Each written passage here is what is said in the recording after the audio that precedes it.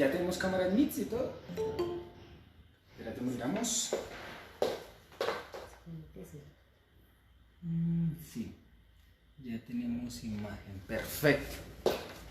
Bien, entonces, buenas tardes a todos. El día de hoy tenemos una hermosa sesión que de alguna manera resumen parte de lo que hemos visto hasta el día de hoy en las últimas 3 o 4 sesiones que hayamos tenido, porque hace concreto, concretiza o encarna de alguna forma estos esfuerzos de comprensión que nosotros hemos tenido a lo largo de estas últimas sesiones sobre la relación entre la pertinencia de la obra de Tolkien desde la filosofía y demás. Antes de empezar, como siempre lo hacemos, quiero recordarles lo que vamos a hacer para dentro de 8 días.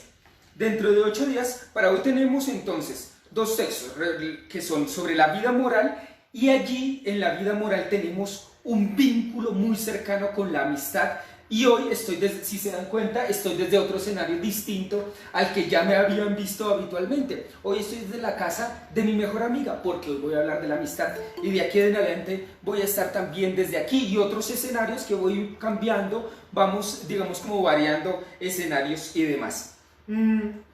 Entonces, para dentro de 8 días vamos a tener una sesión quizás muy fuerte, quizás muy... que nos cuestiona mucho, que es el problema de la muerte y el problema del tiempo, ¿no? Es un problema fundamental. Tolkien, a este respecto, y ya dentro de 8 días lo repetiré, a este respecto dice que quizás el eje central del Señor de los Anillos no es el lugar divino de Dios como si surge, por ejemplo, en el Silmarillion, sino el eje central de la obra en cuanto tal. Ay, pero no sé si ponle el micrófono porque sí, no sé si, porque si no de pronto no se estaba escuchando. Ya me dijeron eso. Listo. Entonces estaba diciendo que dentro de 8 días vamos a tener entonces una sesión que es difícil, que va a ser un poco difícil en el sentido en que toca algo fundamental, que es el problema o el fenómeno de la muerte y la relación con el tiempo. Y ello implica, desde la perspectiva del mismo Tolkien, que el centro de toda la obra del Señor de los Anillos es el problema de la mortalidad. No tanto el lugar divino de Dios como habíamos visto de pronto en la carta 131, en la 212 y demás, pero sí el asunto de la muerte. Entonces eso es lo que vamos a ver dentro de 8 días, la muerte y el tiempo, desde San Agustín, desde Heidegger. O sea, vamos a dedicarnos un poco, muy fuertemente al problema de Heidegger, y también lo vamos a ver desde una mirada, de alguna manera, de la filosofía existencial del siglo XIX y sobre todo del siglo XX y demás, el problema de la muerte. Y vamos a tener entonces de Bascan y Goronson, de todas formas, como yo siempre les indico, al final de la clase siempre se los digo, vamos a tener de este librito de Bascan y Bronson, vamos a tener de la página, entonces, o sea, no voy a decir la página porque para qué, pero sí el capítulo número 10, que se llama Elegir morir, el don de la mortalidad en la Tierra Media, que va de ese capítulo, y de Peter Crift, vamos a adentrarnos al capítulo, venga, les digo exactamente, de la página, el capítulo 5, que se llama Antropología y demás. Entonces vamos allí a tener ese problema para dentro de 8 días y demás. Yo los invito que cuando tengamos una sesión, ya no solamente, si tienen el tiempo, evidentemente, si tienen el tiempo, no solamente nos remitamos a los textos que hayamos tenido acá, sino que progresivamente nos adentremos ya en las fuentes mismas. ¿Qué quiere decir? Si aquí en el texto de Bascan o el texto de Tolkien hablan de Heidegger, o hablan de Wittgenstein, o hablan de Nietzsche, o hablan de San Agustín, y ponen ahí la referencia, es muy bueno. Además, hoy en día que tenemos esas herramientas de Google y demás, es muy bueno que ya nos acerquemos a las fuentes y de alguna manera nos empapemos un poco qué es lo que están diciendo ellos y también tengamos una comprensión, o sea, un acercamiento, una interpretación inicial sobre estos textos, sobre todo por lo que terminábamos hace 8 días diciendo. ¿Y qué es lo que terminamos hace 8 días diciendo? Estábamos hablando de nuestro texto, los textos que vamos a crear, los textos que vamos a construir para hacer un libro sobre este curso y que vamos a publicar y demás. Entonces, para los que están interesados en hacer un texto, ya empiecen, no se queden a hacer como dejar todo a lo último, sino ya empecemos a trabajar juiciosamente en nuestro texto y demás. Tenemos todo septiembre y al final de octubre ya será la entrega, pero 2 meses y 10 días que nos restan se pasan muy rápidamente. Tempus mutatus in horis, se diría en latín. El tiempo cambia en cuestión de horas y demás. Ahora sí, empecemos con nuestro asunto del día de hoy. ¿Qué es lo que estamos viendo en Facebook? Sí. Listo. ¿Qué es lo que entonces nosotros vamos a ver? Es decir, y lo he titulado así. ¿Se ve bien? Se ve bien, ¿cierto? Este tablerito, que es mucho más pequeñito, pero es bastante legible, lo he titulado "Cinismo diferente al ego". Hoy precisamente, hablando con el esposo de mi mejor amiga, que es italiano, estábamos hablando de las dificultades de los asuntos del amor, del hecho de romper con la pareja o de romper una relación y demás. Y muchas veces lo que impide o lo que lleva a este rompimiento es esto precisamente. Una relación equivocada, o más bien una identificación equivocada entre lo que soy en sí mismo, mí mismo, y el ego. Porque el ego ya es una categoría de la subjetividad. ¿Qué quiere decir esto? Es una creación posterior, es el yo que a veces se vuelve el mayor impedimento para yo ser yo mismo, para ser mí mismo más bien. Es que es difícil desligarse uno de la categoría yo, porque ya estamos criados, esa es la palabra, criados, domesticados. Genéticamente ya está dado en que nuestras referencias están dadas desde un eje, digamos, universal, que es el yo, desde el cual juzgamos la totalidad. Pero hay algo mucho más importante que el yo. Hay algo mucho más importante que el ego desde la perspectiva griega o desde la perspectiva traducción del ego, que también en latín se dice ego. Ego sum, por ejemplo, yo soy. Y es el sí mismo. Y por eso ya lo puse aquí y ya lo habíamos visto en el número 5. Pero yo quiero que esta distinción es la que nos va a permitir comprender por qué es importante actuar bien en este mundo, más allá, incluso si no hay otros que nos estén mirando y observando en términos de la acusación o del juzgar. Esto es una cosa muy fuerte. Entonces, la pregunta es, ¿para qué actuar bien? En los textos tanto de Bashan, el Señor de los Anillos y la filosofía, el texto que teníamos de hoy, como en el texto de Peter Kreeft, el que teníamos para hoy, de Philosophy of Tolkien, en ambos lugares la pregunta es, o why, ¿por qué? O ¿por qué? Y este es un error craso que ya habíamos visto la semana pasada cuando hablamos de las claves de la felicidad en Tolkien. La pregunta nunca es ¿por qué? La pregunta adecuada sobre los asuntos humanos, y que quizás deba ser la pregunta que tanto Tolkien como la filosofía nos están de alguna manera proponiendo, y que yo en mi comprensión sobre los asuntos de la filosofía y sobre el problema de lo que somos nosotros mismos en relación con los otros y con el mundo, en lo que somos nosotros mismos en este mundo compartido, yo comprendo que la pregunta directriz no debe ser ¿por qué? ¿Se acuerda que habíamos dicho? Porque el por qué siempre nos remite hacia un pasado y nos deja como corcho en remolino, dando vueltas sobre lo mismo, pero sin de alguna manera llevar a una comprensión, porque estamos tratando de ver la causalidad de las acciones humanas. Y las acciones humanas, mis queridos amigos, son infinitas. Yo ya les había recomendado en otra sesión el capítulo número 5 de la condición humana de Hannah Arendt, donde ella mira el asunto de las acciones. Las acciones solamente terminan cuando nadie las recuerda, cuando ya nadie las recuerda y cuando ya no hiere ni afecta a nadie. Ahí es cuando terminan las acciones. Y sin embargo, las acciones de Jerjes, por ejemplo, las acciones de Darío, las acciones de Alejandro Magno, las acciones de Homero, las acciones de Platón, las palabras de Aristóteles, palabra y acción que están vinculadas existencialmente, siguen actuando en nosotros. Luego sus acciones los hicieron inmortales. Esto es muy importante. Por eso la pregunta es ¿para qué? Y por eso es ¿para qué actuar bien? ¿Y para qué actuar incluso si no hay quien nos juzgue o nos condene? Esta pregunta parece un poco extraña, pero es una pregunta interesante. ¿Y en qué sentido es interesante?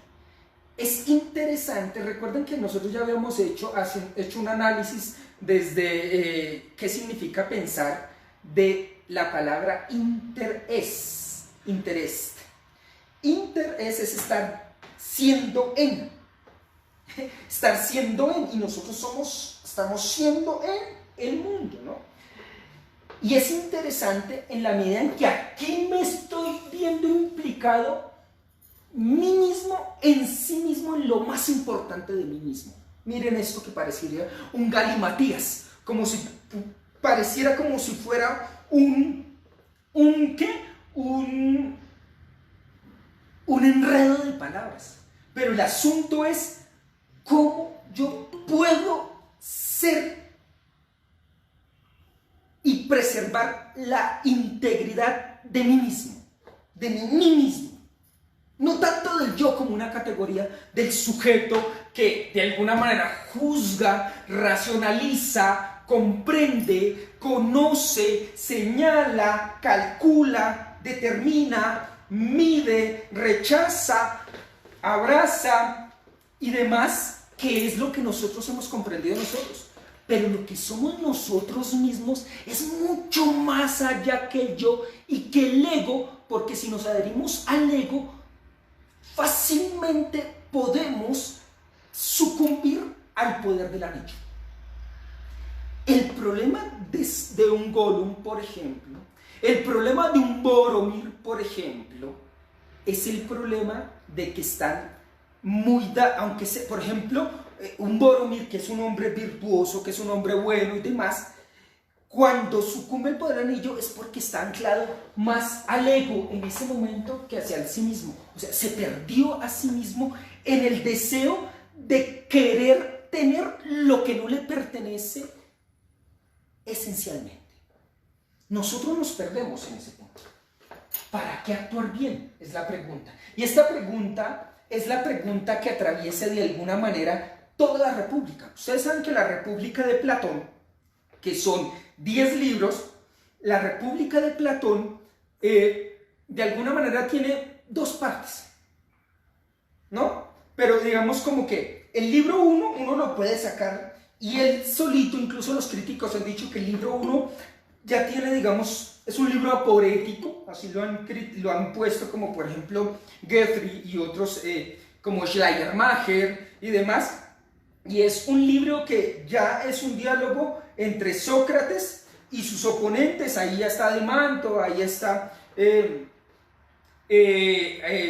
Agatón y demás, pero que ya de alguna manera tiene una dinámica que puede acabar en el primero. Pero del libro 2 al libro 10 hay una construcción total tratando de responder la pregunta es ¿por qué ser buenos? ¿Por qué actuar bien? Y esa es una pregunta que hoy día más que nunca es de una importancia suma. ¿Por qué ser buenos seres humanos? Más bien, ¿para qué ser buenos seres humanos? O sea, ¿qué sentido tiene? Este es el punto. Y voy a borrar por las dimensiones de mi tablero, ¿no? Pero no voy a borrar el título, pero sí la pregunta. ¿Para qué actuar bien incluso cuando nadie me mira ni soy objeto de ser juzgado por otros? Y el problema acá es un problema de sentido. ¿qué sentido tiene actuar bien? Platón se pone pues en la industria de tratar de responder durante un diálogo que algunos han dicho que la república, si uno lo pone a delegar, son entre 14 y 17 horas, depende del ritmo que haya allí y de la parte dramatológica, de los personajes que entran, de toda la parte, digamos, de la construcción y demás. Son casi 14 horas de diálogo, ¿no? La República de Platón. Y la República es una obra paradigmática que ha atravesado todo el pensamiento occidental. Y es tan influyente la República que gran parte de lo que está diciendo allí Platón ha atravesado la historia política, por ejemplo, de Occidente y demás. Y además, no solamente la historia política, sino la comprensión ética y moral de Occidente, de los hombres que somos y mujeres que somos actualmente en el mundo de hoy. Y Tolkien evidentemente no es ajeno a ello. Entonces, en el libro segundo, Glaucón, haciendo las veces de abogado del diablo, porque Glaucón, que es el hermano de Platón, Adimanto también, ellos dos toman la contraparte de Sócrates.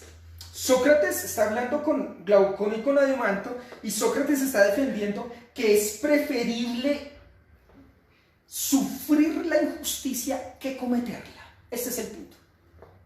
En la apología de Sócrates, que la tengo acá, que yo ya les había mostrado acá, esta edición que tiene la apología, el banquete y el Fedro, que es de la editorial Gredos. En la apología también se puede dividir en dos partes, que sería la parte del juicio y la parte de la defensa. La parte del juicio de los antiguos y de los nuevos acusadores, y luego la defensa de Sócrates y demás. Pero en el puro centro está el párrafo más largo de toda la apología, que va más o menos del 28d hasta el 30c de la apología. Y si ustedes cogen exactamente, uno podría coger la apología, cerrarla y coger la pura mitad y en el puro centro está ese párrafo. Y en el centro de ese párrafo, en el centro del centro, encontramos esto que dice aquí Platón. Dice aquí: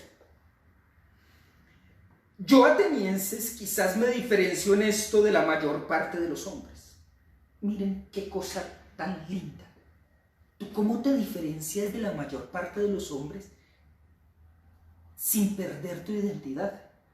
Porque si algo sucede en el mundo contemporáneo, en el mundo globalizado, en el mundo materializado, es una exacerbada homogenización y la pérdida de la identidad. Hay una homogenización, todos se parecen a todos. El mundo de la moda sí que nos muestra eso. Hemos perdido muchas veces, más bien por pertenecer a grupos sociales, nos perdemos a nosotros mismos. Miren los adolescentes en el colegio, por ejemplo. Los adolescentes en el colegio y los niños, por solamente ser aceptados, terminan haciendo cosas que incluso van en contra de sus propias convicciones y de sus propios principios fundamentales. O sea, hay un quiebre de la personalidad. Aquí lo habíamos dicho, lo estaba diciendo, un quiebre de la identidad. Un quiebre de la integralidad de lo que somos. Perdemos nuestra integralidad y hay una ruptura en nosotros por pertenecer. El afán del siglo XX y más del siglo XXI es un mundo por pertenecer. Yo quiero pertenecer. Y si eso implica negarme a mí mismo e ir en contra de mis convicciones fundamentales, no importa. No importa. Con tal es que me acepten. Es un deseo muy fuerte de ser reconocido. Pero porque el reconocimiento lo estamos buscando de una forma equivocada. El reconocimiento nunca puede depender de los otros. Cuando depende de los otros, le estamos dando un poder a los otros sobre nosotros mismos y nos perdemos en ello. Es decir, le estamos dando poder sobre nosotros al otro. Tome y mire qué hace. Y usualmente, ¿qué pasa? Como dice aquí un presentador de televisión, nos dan la patadita de la buena suerte. Nos dan una patadita porque finalmente Cuando perdemos nuestra identidad, nos perdemos en lo fundamental. Y entonces, ¿en qué nos diferenciamos? ¿Qué es lo que nos hace a nosotros únicos e irrepetibles y que nos hace valiosos? Esto es una cosa importante. El problema del sentido también es un problema del sentirse valioso. O sea, una cuestión de valor, de lo que nos da de alguna manera la posibilidad de ese reconocimiento que la gente busca.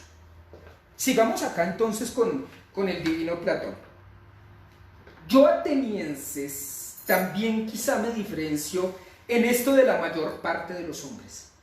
Y por consiguiente, si dijera que soy más sabio que alguien en algo, sería en esto, en que no sabiendo suficientemente sobre las cosas del Hades, también reconozco no saberlo. Eso es lo que se ha vuelto, digamos, como popular la frase de yo solo sé que nada sé. Esto. Dice, acaba de decir que no sabe nada. Punto seguido. Punto seguido.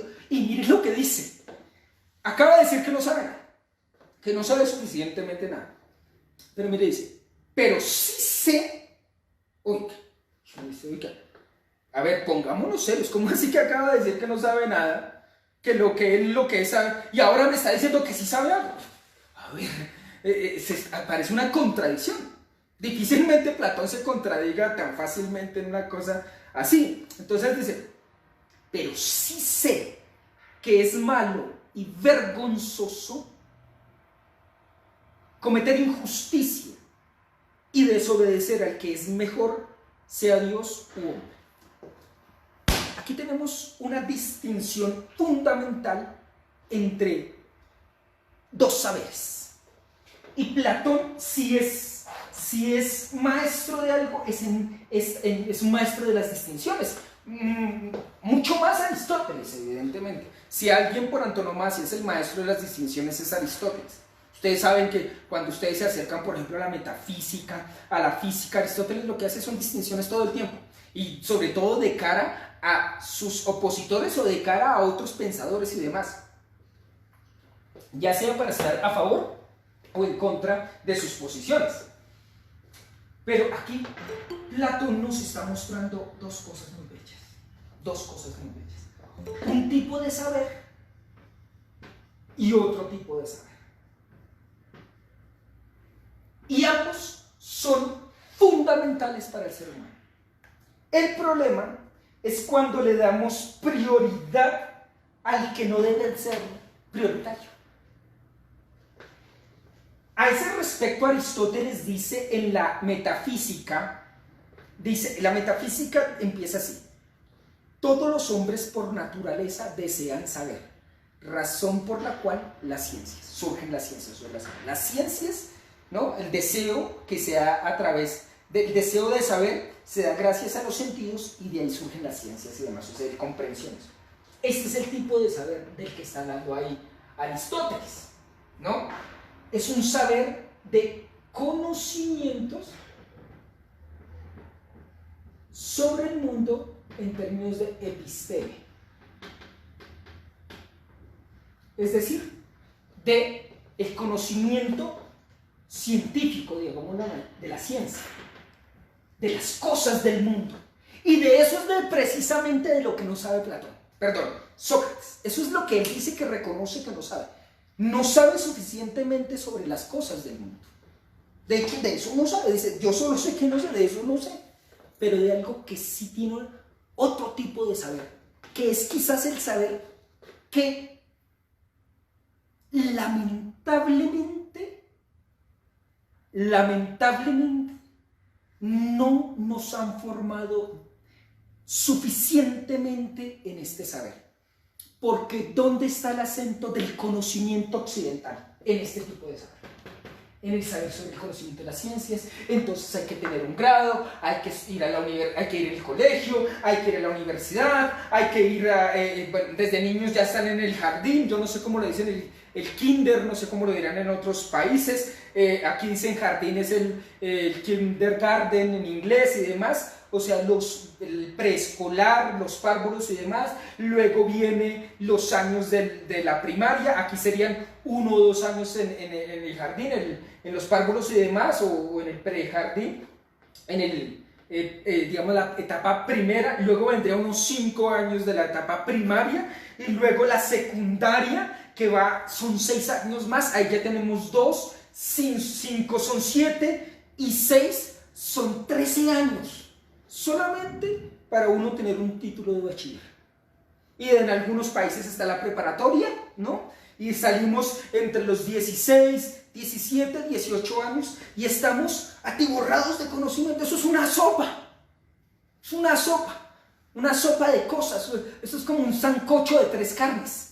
Y que le echan una papa, y la yuca, y la cosa, y tal tubérculo, y además le meten otra cosa, y los frijoles, y le meten las habas, y le meten... Eso es una cosa, y entonces cuando uno va a tomar eso sabe bueno, pero uno no sabe distinguir nada.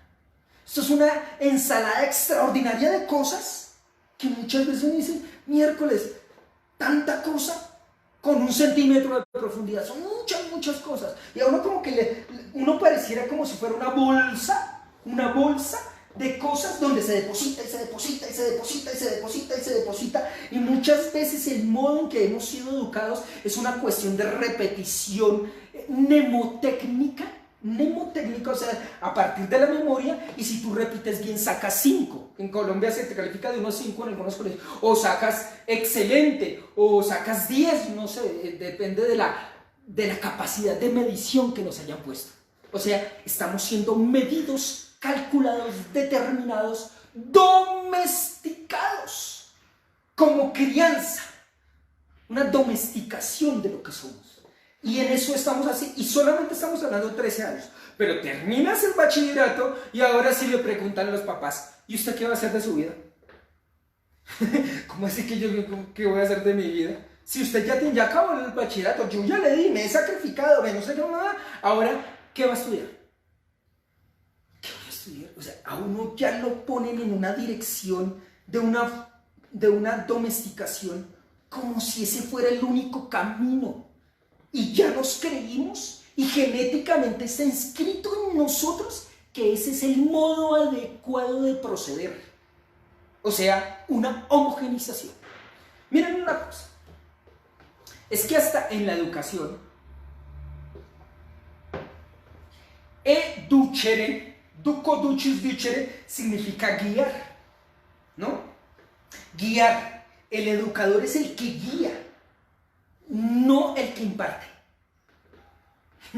Y finalmente no es el profesor majestático que se para y vomita conocimientos y vomita cosas, y nosotros, como si fuéramos una bolsa o un recipiente, recibimos de una forma pasiva.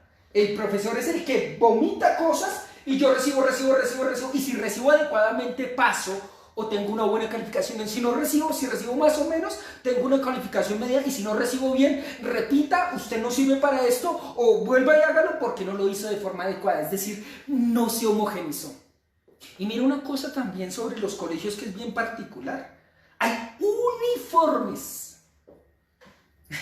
Esto es una cosa, como en el ejército. En el ejército está el uniforme para que no haya distinción, para que todos se comporten, estén al ras, igualitos. Y en el colegio también muchas veces es así, igualiticos. Ya en la universidad no tenemos uniforme, pero ya estamos bien domesticados. Ya hubo 13 años de domesticación y llegamos a la universidad y seguimos repitiendo paradigmas. Y muchas veces, por ejemplo, muchas cosas del que es ingeniero, por ejemplo, si los conocimientos ingenieriles ya están en los libros. Ahí ya están las cuestiones de cálculo, de matemática, de física, hay una cantidad de cosas. Uno realmente, para adquirir conocimientos, o sea, este tipo de saber, no necesitaría la universidad. no necesitaría el colegio. A ese respecto hay un filósofo que se llama Stanislao Zuleta, que se lo recomiendo, un texto que se llama Educación y Democracia, un campo de combate. Y Stanislao Zuleta es un filósofo influyente, aquí por ejemplo en Colombia, que no terminó bachillerato.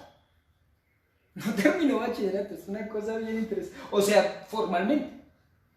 Este es el tipo de saber del que de alguna manera le hemos dado un acento y hemos perdido un saber fundamental, al cual la sociedad occidental, la domesticación en la que hemos estado inscritos, le ha restado una profunda importancia. ¿Y cuál es ese tipo de saber? El saber que nosotros llamaríamos moral, o sea, un saber sobre el ethos, que es la teoría sobre la moral. El ethos viene del griego modo de ser, ya lo habíamos dicho, y la moral, moris, costumbres y demás. La ética, de alguna manera, es una reflexión teórica. Algunos dicen que incluso la ética es una ciencia sobre la moral, y la moral tiene que ver sobre las acciones y sobre el modo en que nosotros tenemos unos estándares sobre los cuales juzgar qué es bueno y qué es malo.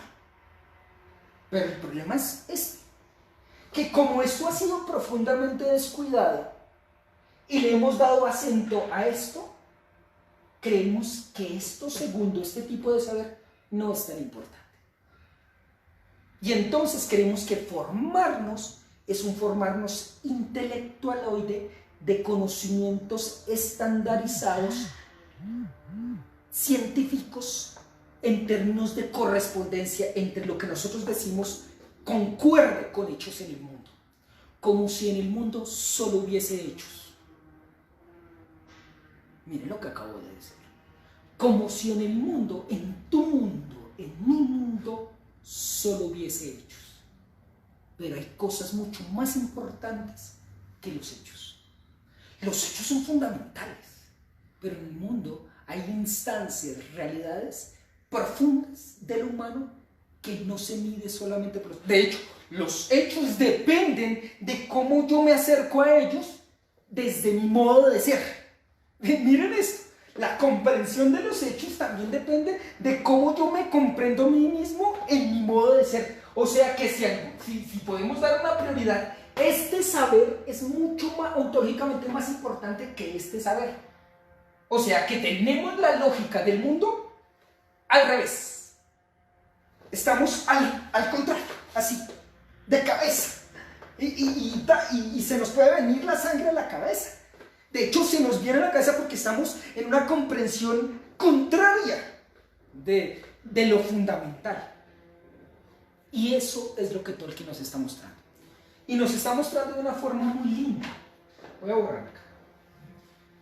Y nos está mostrando de una forma muy linda en términos de lo que nos da valor. Lo que nos hace valiosos no es cuánto tengamos, cuánto poseamos, cuánto reconocimiento tengamos, cuántos aplausos, cuánta fama, cuánto estamos más en el mundo del aparecer. Eso no es lo que nos hace valiosos. Tolkien nos muestra que lo que nos hace valiosos es cuando comprendemos que lo que nos le da sentido a la propia existencia es ser coherentes y cuidar del sí mismo, o sea, de lo más bello de mí mismo, de mi propio sí mismo, si ustedes quieren, que es la traducción más cercana que yo he podido entender del self-myself. El self-myself en griego es auto-to-auto. El propio sí mismo, si ustedes quieren, que es precisamente aquello que Sócrates, a la persona que él más amaba, Sócrates, ¿a cuál es el que más amaba? A Alcibíades. Te recomiendo el diálogo de las Alcibíades, creo que ya lo he recomendado, pero en el diálogo de Sócrates a su amado Alcibíades, Sócrates le muestra que lo más importante antes de una formación intelectualoide es construir carácter. Construir carácter. Y quiero que veamos del texto de Bascom y Bronson, esta parte, aquí en esta edición, está en la página 31, ustedes lo tendrían más o menos en el capítulo que dice el uso del anillo, si ustedes lo vieron, en el uso del anillo, en el capítulo, digo, en la sección del capítulo que teníamos para hoy en español, hay una sección que se llama el uso del anillo, más o menos sería como en la tercera o cuarta página, cuando hay una cita de la comunidad del anillo y dice que habla sobre Frodo. Cuando Frodo se pone el anillo por primera vez, se dice, y estaba ahí, ya había perdido, digamos, Frodo había perdido ya la visibilidad. Ustedes recuerdan que el anillo le da esa posibilidad. Y dice, de súbito, o sea, en un momento de insight, o sea, como lo diría, ese insight, como lo diría, a ver, ¿cómo es que se llama? Se me olvidó el autor de Insight, precisamente así se llama el libro, ahorita no me acuerdo, es un sacerdote, dice, que es uno de los filósofos más importantes del siglo XX, dice, de súbito un insight, o sea, como el eureka de Arquímedes, ¿no? De súbito, Frodo, de nuevo, tuvo conciencia de sí mismo. Esto es una acción divina. Para un segundo. Deje de correr tanto. ¿Se acuerdan la carrera de ratas que yo les he hablado en esta clase? Para un segundo. Deje de correr tanto. Respire 3 veces y tome conciencia de sí. Repito. Deja de correr. Respire 3 veces. Resta la importancia a los problemas y a los afanes de la vida. Mírate a ti mismo y toma conciencia de ti mismo. ¿Cómo has llevado tu vida? ¿Cómo has llevado tu vida? Esto es lindo. De súbito tuvo de nuevo conciencia de sí mismo. Frodo, ni la voz ni el ojo, libre de elegir y disponiendo apenas de un instante, se sacó el anillo del dedo. Esto es una cosa muy bella. ¿Por qué? La pregunta es, ¿por qué Frodo se saca el anillo del poder? ¿Por qué él se saca el anillo del poder? Por una razón. Porque si lo hemos dado cuenta claramente, los hobbits tienen una conciencia más clara de sí mismos que los mismos hombres y que los elfos. Hay hombres virtuosos que tienen una conciencia de sí mismos claramente, como lo vemos en las versiones cinematográficas de Aragorn. ¿Se acuerdan? Cuando Boromir ha querido tomar el anillo del poder y Frodo se lo pone otra vez, sale corriendo, se lo quita y ahí se encuentra con Aragorn. Y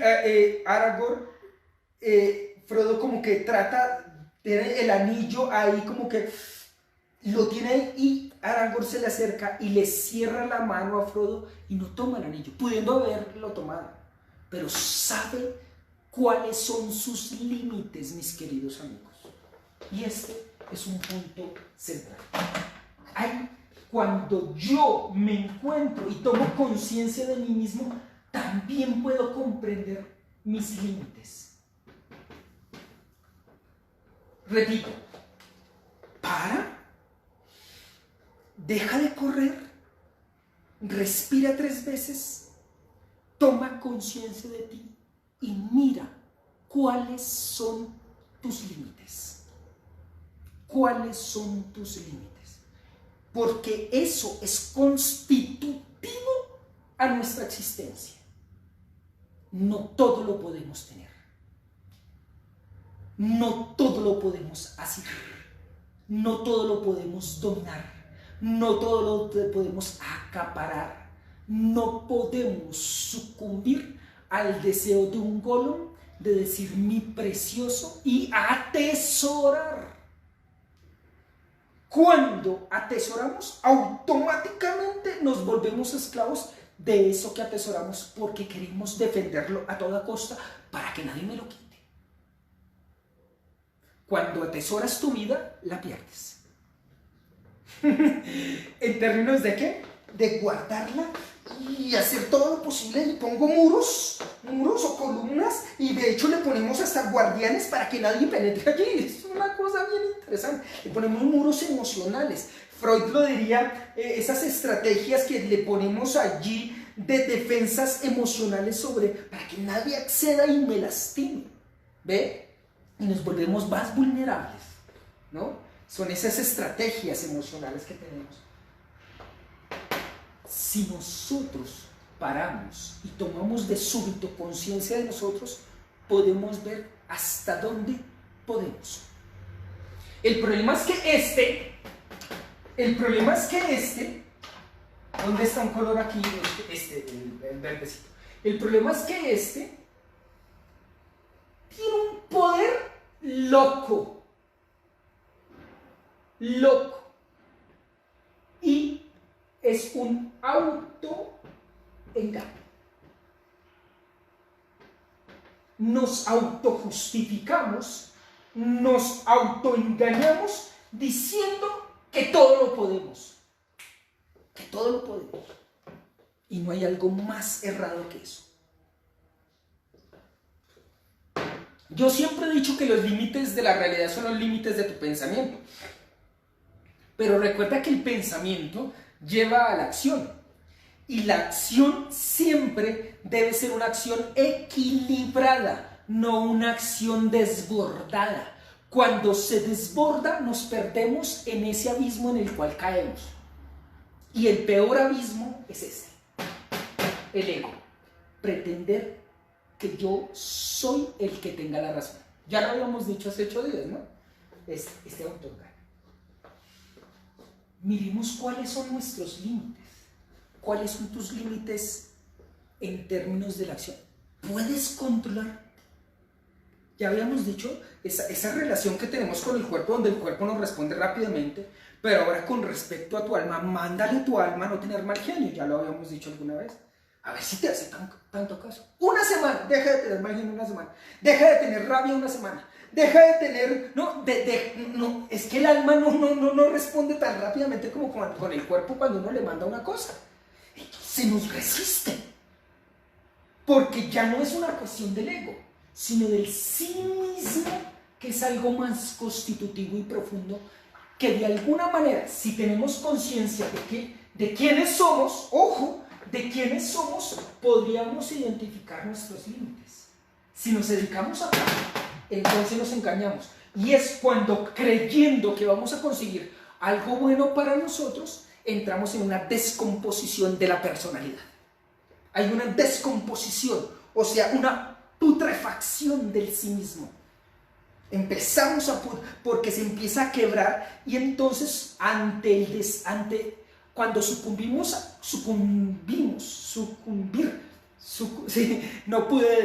cuando sucumbimos ante nuestros deseos, nos volvemos esclavos de eso que deseamos.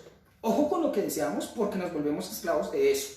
Y eso, todo el Señor de los Anillos, de alguna manera, es una lección moral de que nosotros no podemos sucumbir a creer que todos nuestros deseos se van a cumplir tal cual como queremos, y que además vamos a tener la potestad y el poder de poder dominar, guiar y de alguna manera controlar esos deseos. ¿Por qué? Porque no tenemos claro nuestros límites. El problema de la vida feliz, el problema de ser buenos, de por qué ser buenos, es porque el único camino hacia la felicidad, lo escribí mal, siempre escribo alguna cosa así, yo siempre me como las letras, voy a ponerlo acá: felicidad y vida feliz, y vida buena. En el mundo griego, ser feliz es igual a ser bueno. a mis estudiantes cuando yo doy clases de ética, que es de las clases que a mí más me gustan. A mí me gustan muchas cosas de la filosofía. La metafísica es una de las cosas que la antropología, completamente. Pero una de las cosas que yo me he dado cuenta, que en principio me parecían de las ramas de la filosofía, cuando yo empecé a estudiar filosofía, me parecía que la ética, sí, muy chévere, pero yo no me voy a dedicar a eso. Me parecía que eso era... No, a mí yo tenía un deseo mucho más del ego, de tener conocimientos, de tener ideas muy profundas, metafísicas, conceptuales, antropológicas, o sea, de esas ramas fuertes de la filosofía y progresivamente, cuando me he parado y me he dicho a mí mismo, calma, Jonathan, calma, y me he parado, he tomado un poquito conciencia de mí mismo y me he preguntado qué tipo de vida estoy llevando, y me digo, calma, Jonathan, calma, me he dado cuenta de la importancia fundamental de crear carácter. Y eso es lo que estábamos leyendo ahorita, que tiene que ver con la felicidad de la vida buena. Entonces estábamos leyendo del texto de Bashan y Bronson. Después de la cita dice, al igual que en la prueba de Galadriel, ¿se acuerdan la prueba de Galadriel que hace 8 días o hace 15 días leíamos? Creo que eso fue hace 15 días. Frodo encuentra en su interior la capacidad para resistirse al poder del anillo. Este es el punto. Esto es un punto clave. La posibilidad de encontrar sentido y de ver lo valioso de lo que somos y de poder comprender por qué actuar moralmente bien es algo fundamental, y no simplemente que actuamos bien, como decía Glaucón, solamente porque hay otros que nos están viendo y nos pueden juzgar, sino que el actuar bien tiene que ver con el ser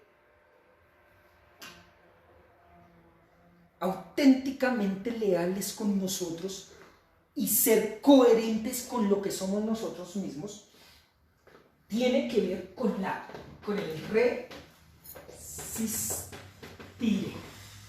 Lo pongo así para ver. Resistir es digamos que, a ver, el resistir tiene una cosa muy interesante.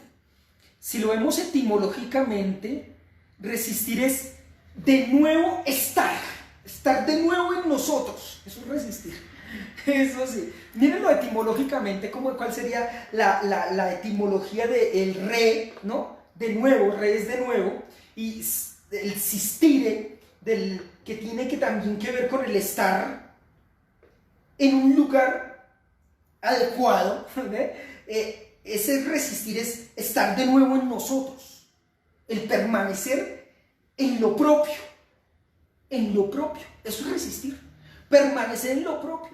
Y por eso, si sucumbimos fácilmente ante el anillo del poder, ante nuestros deseos, ante la homogenización idealizada de la sociedad de consumo, de la sociedad globalizada, de la sociedad que no quiere diferencias, sino que quiere igualdades de raza, de uniformar a todo el mundo, si no resistimos, corremos el peligro fundamental de perdernos a nosotros mismos. Por eso es tan importante la vida moral. Por eso es la importancia de ser buenos. ¿Por qué ser buenos? ¿Por qué ser buenos? Porque la única forma de ser nosotros mismos es ser buenos. Por eso la vida moral es tan importante.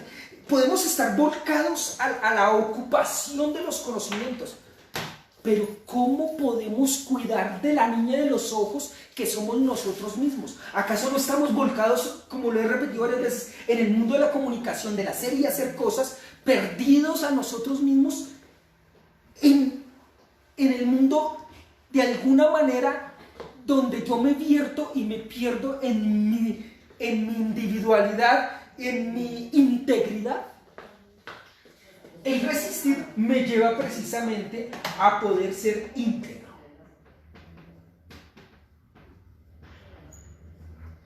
La palabra íntegro etimológicamente, la palabra íntegro, etimológicamente, tiene que ver con integere, intego, integeris, integere, integita, que tiene una raíz de la palabra tegere, tiene que ver con la palabra tocar, que es en latín se dice tango, tangis, tangere, tegitactum, tactum, ¿eh? Tango, tangis, tangere, tactum, es el supino, de ahí viene el sentido del tacto, que es de la cuarta declinación, tactum, tactum, ¿no? En latín. Es tocar algo. Entonces, íntegro, viene, el in es una negación, es un prefijo negativo, es una negación, algo que no es tocado, o sea, es algo que no es pervertido,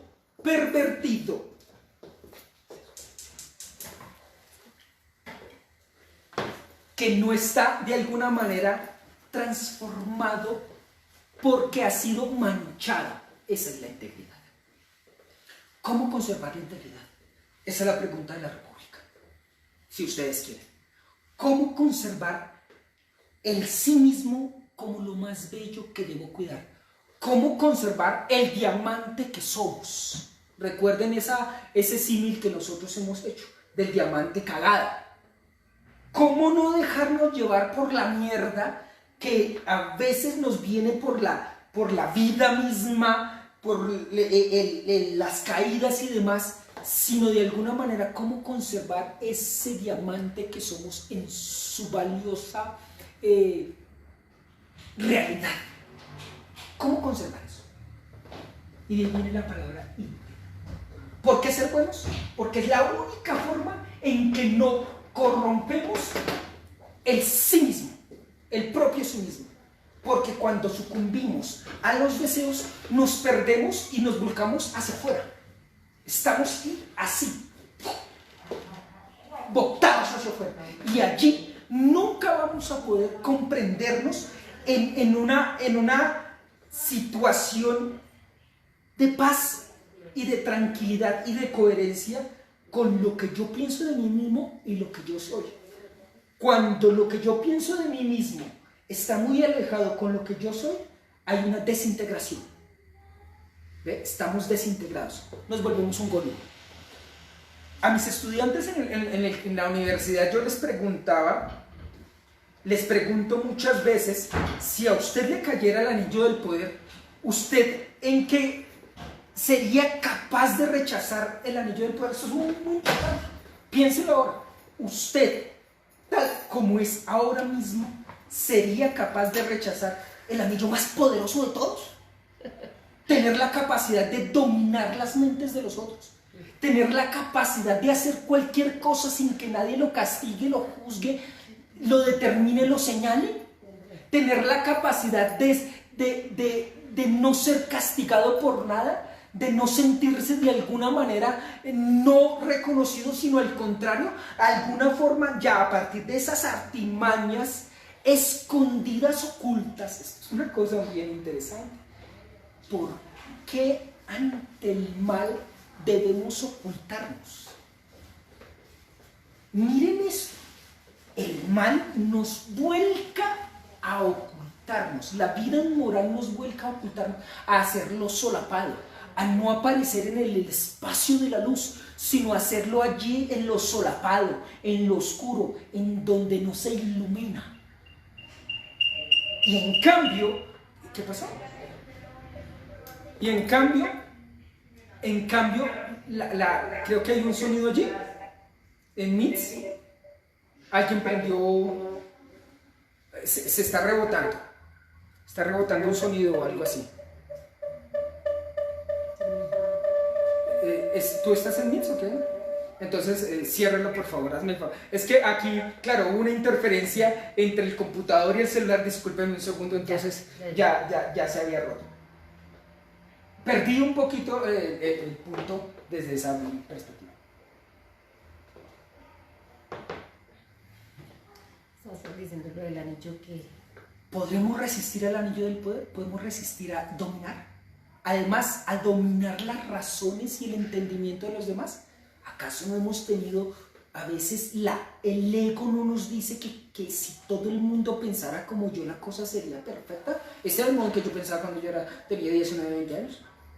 Cuando yo tenía 19, 20 años, yo veía a mis compañeros como unos idiotas. Porque estaba muy ensoberbecido. Yo creo que me hubiera caído el anillo del poder y yo hubiera dicho, yo hubiera sido, mejor dicho, hubiera arrasado con todo el mundo. Y además con esta capacidad verbal hubiera hecho discursos brutales y no hay nada más potente que los discursos. Por eso los ejércitos obedecen a los discursos de los políticos, no los políticos a los ejércitos. Los ejércitos están supeditados porque están uniformados, están homogenizados, están domesticados para obedecer. Miren lo que acabo de decir. ¿Acaso nuestra sociedad de consumo no es una domesticación para que tú obedezcas y pierdes tu integridad y pierdas tu identidad y de alguna manera te comportes como ya están estandarizados algunos modos de comportamiento? ¿Cómo podemos ser, como dijo Platón, lo que nos diferencia en nuestra identidad ipse, lo que habíamos dicho hace 8 días? La identidad ipse es de nuestra mismidad. Yo escribí alguna vez un texto sobre eso, que se los voy a recomendar, lo pueden googlear ahí. Mire, es que estoy aquí también, y si ustedes escuchan el llanto de una bella hobbit. Así le dije yo a mi ahijada, porque la hija de mi mejor amiga es mi ahijada, que se las mostré en algún momento porque es como una encarnación divina. Entonces, aquí en este punto, aquí llora. Entonces, en este punto nosotros, voy a borrar también de la relación de la felicidad y la vida buena. Nosotros podemos resistir al anillo del poder única y exclusivamente si de alguna manera nos acercamos a nosotros mismos en una comprensión de que nuestro modo de obrar determina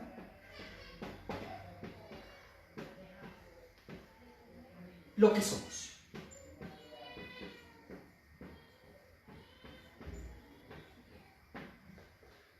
Por eso, si algo hace la filosofía es piénsese antes de orar. Piense antes de orar. No actúes en exceso, sino piensa un momento qué puede significar como obras. A ver si de pronto lo que estás haciendo es una pérdida de tu integridad misma. Platón entonces en la República con el anillo de Giges, ya lo habíamos visto aquí en los textos, Giges es ese hombre común y corriente como tú y yo. Tú y yo somos seres humanos comunes y corrientes del mundo ordinario, de los que vamos y mercamos, de los que vamos y pagamos las facturas de los recibos públicos, de los que tenemos que cocinar, de los que tenemos que estudiar, de los que nos ganamos y sudamos el día a día, la vida, y que estamos buscando. Ese es el ser humano común y corriente, un Giges. Podríamos ser un Giges que además no era un hombre que tuviera mayor ambición, era un campesino muy sencillo, pero en un momento hubo una tormenta, se abrió la tierra y en esa abertura encontró una cantidad de tesoros, pero hubo uno que le llamó la atención, que era un caballo de bronce que tenía una abertura dentro. Cuando abrió había un cadáver allí y en ese cadáver había un anillo, el anillo de poder, discos. Pero no era el anillo del poder de Tolkien, o sea, lo que en abstracto, lo que dice la literatura en abstracto, lo encarna lo que la filosofía dice en abstracto, la literatura lo encarna, lo hace concreto. O sea, lo que de alguna manera la filosofía ya había hecho una referencia sobre un anillo de poder que daba una serie de ventajas sobre los otros seres humanos y que nos daba como una superioridad, entre comillas, moral, y que nos permitía hacer cosas que ante los demás no podíamos hacer porque eran mal vistas y íbamos a ser juzgados y castigados. Entonces, eso que ya había dicho Platón hace 2400 años, Tolkien lo hace, lo encarna. Porque ¿cuál es la diferencia entre no solamente una diferencia, pero más bien una de las cosas que de alguna manera distingue fuertemente entre una obra filosófica y una obra literaria es que muchas veces las obras filosóficas están mucho más dadas en un intelectualismo o en una reflexión mental. Y entonces se refiere a la mentalidad, digamos, o al entendimiento, o a esa parte, digamos, de nuestra comprensión. Pero la literatura no solamente se remite a la parte intelectual, sino a la totalidad de lo que somos. Y además, nosotros nos identificamos con personajes. Miren esto, piensen cuál es su carácter. Y vamos a mirar eso, hagan este ejercicio. ¿Cuál es el personaje de la obra de Tolkien con el cual tú te identificas? La respuesta a eso, si es uno, miren, yo me identifico con Sam, yo me identifico con la Dama Galadriel, yo me identifico con el que tú te identifiques, es porque ahí ese personaje está mostrando algo fundamental tuyo, algo de tu carácter, de lo que te muestra. Esa creación del carácter es el que te posesiona en cómo tú te has construido a partir de tus decisiones. Recuerden que lo que soy yo, soy mis decisiones. El presente de mí mismo son mis decisiones del pasado. Y la única forma de reconfigurarme a un ser mejor es en términos de mis decisiones, es decir, de mis acciones. Yo decido y empiezo a actuar. ¿Dónde empiezan los hábitos? En las decisiones. Los hábitos no empiezan después de una o dos o tres o cuatro o cinco repeticiones, como ya muy acertadamente Hume se había dado cuenta, y que después filósofos del siglo XX, como por ejemplo Popper, ya habían visto, por ejemplo, de que los hábitos no se edifican a partir de repeticiones. Los hábitos siempre se edifican a partir de decisiones, y eso es lo que forma nuestro carácter, en nuestro modo de obrar. ¿Cómo tú obras? ¿Cómo tú obras con tu mamá? ¿Cómo tú obras con tu papá? Yo les he dicho muchas veces, ¿cómo obras contigo mismo? ¿Cómo obras en tu privacidad? ¿Cómo obras con tus amigos? ¿Cómo obras ahí? En ese modo eso se desprende de nuestros principios fundamentales. Por eso, ese principio y la matemática también funciona así, a partir de principios, o sea, son las bases sobre las cuales se asientan una serie de cosas. Un principio es precisamente eso, una base que se postula para que a partir de eso se haga un edificio del conocimiento, por ejemplo, desde el punto de vista de la matemática. Igual el principio, por ejemplo, de la inducción, que es el principio para poder decir por qué conocemos los hechos de la realidad, porque si nos vemos que la justificación de los hechos se basa en un hecho, y esto en un hecho, y eso en la experiencia, y esta en la experiencia, y esta en la experiencia, iríamos a un regreso al infinito. Por eso la filosofía, en ese sentido, la filosofía empirista, ha propuesto el principio de la inducción. O sea, hay un principio del cual tenemos que partir. Esto es igual en la vida moral. Es decir, en la vida, en lo que somos nosotros, partimos de nuestros principios. ¿Cuáles son tus principios? Si no tenemos claro esos principios, tampoco podemos ver cuáles son nuestros límites. Y si no tenemos claro cuáles son nuestros límites, tampoco podremos resistir al anillo del poder. Y si no podemos resistir al anillo del poder desde nuestros deseos, hay un quiebre y nos volveremos un Gollum. Por eso, muchas veces mis estudiantes, cuando les preguntaba qué pasaría si cayera en ti el anillo del poder, muchos de mis estudiantes dirían: profe, indiscutiblemente para mí sería muy difícil resistir y me volvería otro Gollum. Es decir, Jonathan Triviño se quebrantaría. María, Juan, Ivonne, Carlos, Alejandro, Pablo, Susana, todos los que ustedes estén allí, piensen en cómo muchas veces, por el afán de poseer y de dominar, nuestra identidad se ha fracturado. O sea que nos desintegramos. Dejamos que se rompa lo más bello de nosotros mismos. Y por eso mismo no podemos ser felices, porque hay una ruptura y al estar divididos no hay una unidad y por lo tanto nunca nos encontramos adecuados con nosotros mismos. Y si no nos sentimos adecuados con nosotros mismos, mucho menos en relación con los otros. Pero ahora la pregunta es, ¿y entonces cómo podremos de alguna manera ser coherentes en términos de ver si podemos o no ser íntegros y tener una posibilidad de no caer en la descomposición y en la división de la identidad? ¿Cómo nos resistimos a eso? Y la respuesta aquí, que yo les he dado y que de alguna manera hemos tratado, es que la identidad se construye en relación con los otros. Esto no es una cuestión de solamente meditación, esto no es una cuestión solamente de reflexión. La identidad se construye en relación con los otros. De ahí la importancia de la amistad. Recuerden el texto del día de hoy que estábamos leyendo, tanto en el de Cliff como en el texto de Bascan. ¿Qué es lo que le permitió a Sam resistirse al anillo del poder? ¿Qué es lo que le permitió a Sam resistirse al anillo del poder? Lo que le permitió a Sam resistirse al poder y no volverse un Giges como en Platón, lo que le permitió a Sam eran dos cosas. Sabía quién era y cuál era su lugar en el mundo y el amor a Freud.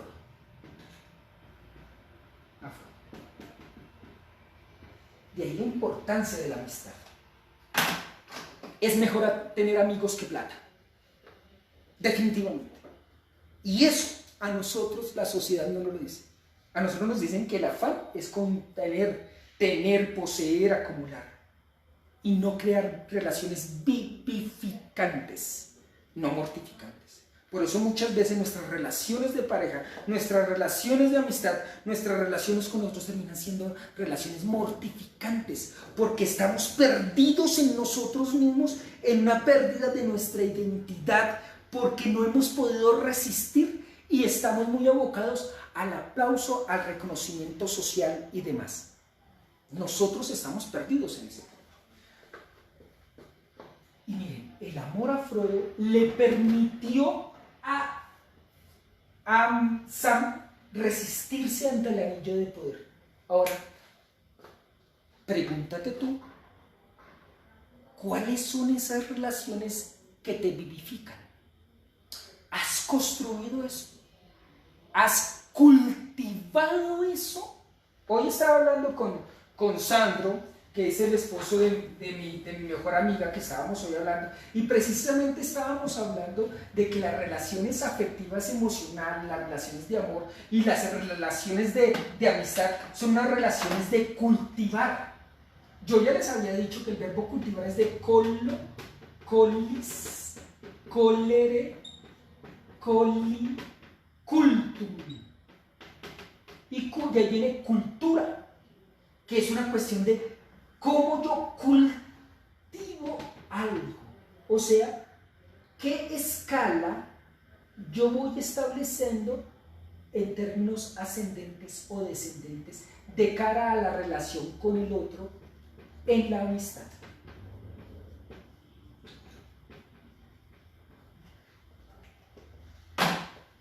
Hay una triangulación en la amistad desde la perspectiva de Platón. Eso lo vemos en el Lisis. El Lisis, yo creo que ya les he recomendado este diálogo. Es un diálogo chiquitico de 27 páginas o menos. Creo que son 27 páginas. Es una cosa simple que se lee en 20 minutos. Si ustedes quieren con más detenimiento, 1 hora. Eso no le demora más de 1 hora, no tan juiciosamente, pero sí por lo menos una primera pasada de leerse el Lisis. Tarea como la que les dejé hace 8 días de ver la flor. Si vieron la flor, la de quinque eran frates, duo barbati, duo sine barbanati, et alter qui remaneva, timidiam barbanaveva, ¿se acuerdan? Los sépalos, si vieron eso, si contemplaron, si se dieron la oportunidad de para un momento y contemple la belleza de las cosas y la simplicidad de la vida. Eso es precisamente esto. Sam para y se da cuenta que él no necesita nada más para poder ser sí mismo. Y entonces no sucumbe al anillo del poder. no sucumben al anillo de poder. Y nosotros constantemente estamos sucumbiendo a anillos de poder. Son anillos de poder la posesión. Son anillos de decir, mi esposo, mi, le pertenece. Es que también el lenguaje tiene un poder allí de pertenencia, como si fuera una posesión, ¿no? Aquí no hay la inclinación de poseer, de acaparar y de controlar, es una inclinación muy fuerte en el ser humano, pero si nosotros sucumbimos a ella, nos volvemos esclavos de eso que deseamos fervientemente y demás. ¿Qué hora es? ¿Vamos? ¿Perdón? Son las 5:10. Ah, bueno, fantástico, porque como no tengo aquí el reloj, entonces me pierdo y como ven, que aquí tengo mi reloj y así con eso me paso de la hora. Pregunta. ¿Sí? ¿Qué pregunta? Pregunta Nadia. ¿Nadia? ¿Está ahí? Pues sí. Ponle el sonido. Nadia, si quiere habla mientras estoy aquí. ¿Estás? Sí, pero, dale. bueno, era referente a una pregunta que hizo Mariana primero, entonces si ella quisiera primero leer su pregunta. Dale, Mariana. Hola. Hola, Mariana. ¿Tú de dónde te comunicas? De México. México, dale. Claro. Mariana, ¿cómo estás? Muy bien, gracias, espero ustedes también. Profe, mi pregunta era acerca de la conciencia de uno mismo. ¿Cómo ser consciente del lugar que me corresponde? O sea, a veces estaba leyendo sobre un texto que se llama Aceptología de Gerardo Schmelding. Habla mucho acerca de los anhelos, los propósitos, las metas, la diferencia de cada uno y de vivir de ilusiones, ¿no? Que es mejor estar viviendo como en el presente. Y ahorita que usted habla sobre, pues, muchas veces creamos caos porque estamos huyendo de cosas porque no estamos siendo conscientes de quiénes somos y anhelamos otras cosas. ¿Cómo puedo, lograr esa conciencia del lugar que me corresponde en la vida? Bueno, te lo voy a responder desde este ámbito que estamos viendo desde Platón, porque además es el ámbito que yo comprendo mejor. Va. Y lo comprendo porque así es como yo lo he comprendido desde la filosofía, y con Tolkien claramente está desde esa perspectiva que es platónico-agustiniana, si ustedes quieren. Y por eso les remito a otro diálogo que ya les había dicho que lo leyeran. Ese sí es un poquito más largo que el Lisis, tiene unas 40 páginas, no recuerdo, que se llama el Alcibíades Mayor. El Alcibíades Mayor tiene dos partes. Una primera parte que va hasta el 29b, desde el 129, 103A, creo que es hasta el 29, y de ahí hasta el 34C. Hasta la primera parte, esta parte, Sócrates le muestra al amado la importancia de reconocer que él se ignora a sí mismo. Es decir, de ahí la importancia de la máxima de Delfos, ¿no? El Delfos, después de eso lo vamos a retomar más adelante, pero en Delfos, ustedes saben que Delfos era el lugar allá donde se adoraba a Apolo y demás, y en el oráculo de Delfos estaba la descripción Noti se auton, conócete a ti mismo. Conócete a ti mismo. Miren esto. A ti mismo. Y uno diría, ¿cómo así que yo me tengo que conocer a mí mismo? Si es que lo más familiar a mí mismo soy yo mismo. Esto es una cosa, y es que acá hay un problema óntico y ontológico fundamental. ¿Qué es un problema óntico? Un problema óntico es en términos de las cosas. Entonces, yo conmigo mismo soy lo más cercano, ónticamente, en términos de las cosas. En términos de los entes intramundanos. Yo conmigo mismo soy el más cercano. Pero muchas veces, en la relación que yo tengo conmigo mismo, ontológicamente soy lo más lejano. A veces nos sentimos más cercanos al otro que a nosotros mismos.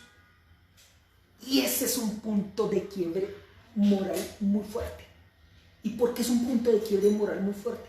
Porque estamos más abocados hacia afuera que a cuidar de nosotros. Cuidar es cultivar. Entonces Sócrates le muestra ahí al bellísimo Alcibíades que él está volcado hacia afuera y por eso su prepotencia, su ego, que lo gobierna. Porque Alcibiades era un hombre bello, era uno de los hombres más ricos de Atenas, de una de las familias más prestantes, era además inteligente, brillante y demás, y todo ese tipo de cosas. Y el tipo está ensoberbecido, y entonces cualquiera que se le acercaba, como se le acercaba ya en una acción, digamos, como de alabar a Alcibiades, Alcibiades fácilmente despreciaba a los demás. Los despreciaba, pero ese desprecio de él hacia los otros es un desprecio hacia sí mismo. Siempre tengan presente esto: cuando tú desprecias y rechazas a otro, hay un desprecio y un rechazo hacia ti mismo y lo que eres tú mismo. Entonces Sócrates le muestra a Alcibiades la importancia de que deje de creerse que la imagen que tiene de sí mismo, él es el mismo. La imagen que tienes de ti mismo siempre es equivocada, siempre es errada, precisamente porque es una imagen. La imagen de ti mismo no eres tú mismo. ¿Ve? Y sin embargo, cuando la imagen de mí mismo y lo que soy yo mismo están más cerca, claramente estoy mucho más cercano a tener una identidad y una integridad. O sea, que yo tenga no una descomposición de mí mismo, sino estar más dado a mí mismo. Entonces Sócrates le dice: conócete a ti mismo. Antes de dedicarte a aconsejar a los otros, antes de ir a la ciudad a decir cuándo hacer la guerra o cuándo hacer la paz, antes de eso, Alcibiades, cuida de ti, pero antes de cuidar de ti, conócete a ti mismo. Y el conocimiento de sí mismo es una parte de algo mucho más amplio que el notice auton. O sea, que el notice auton, el conocimiento de sí mismo, es una parte de algo que se llama la epimeleia geau. Epimeleia. Vean esto, les recomiendo que lo busquen por internet. Google epimeleia geau. Cuida de ti mismo.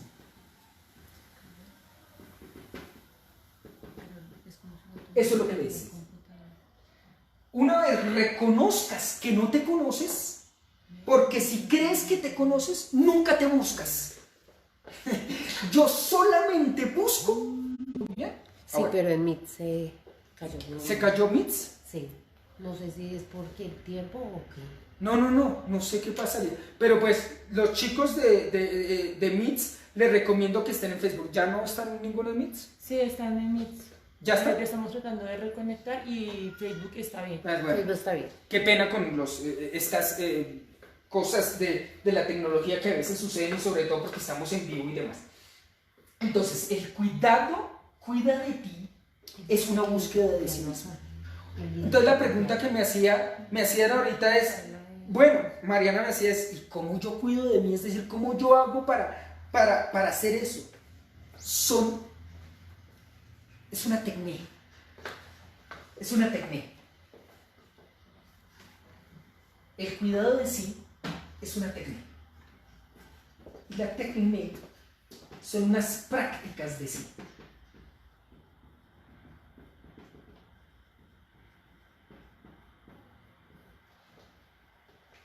Prácticas de sí son unos hábitos de escucharse, por ejemplo. Hábitos de no abocarse rápidamente ante los problemas, sino pararse, resta la importancia a los problemas y escucha cuál es el contenido de la situación. Yo les recomiendo, por ejemplo, que uno tiene que siempre de alguna manera preguntarse cada situación de la vida que bien nos trae. Ni la peor situación de todas, ni el peor mal de todos, es un mal en sí mismo, sino que todo, por más negativo que parezca, siempre nos trae una posibilidad de bien. Siempre una de las preguntas para poder buscar es ¿qué bien me trae la situación presente? ¿Qué bien me trae esta ruptura? ¿Qué bien me trae esta desazón de la vida que ahora qué bien me trae eso? Y empezamos a tener prácticas de sí mismos, en lo cuales cuidamos de nosotros mismos, escuchándonos. Y en la medida en que nos escuchamos, también escuchamos a los otros. Siempre debemos adentrarnos en esa soft virtues que teníamos para hoy, o sea, esas virtudes suaves, que es, por ejemplo, la humildad. La humildad, yo creo que lo había dicho, pero si no lo he dicho, lo voy a poner aquí. Dejemos ahí la pimenella. La palabra humildad viene de la misma raíz que... ¿Dónde está aquí? La misma raíz de tres cosas. Humus.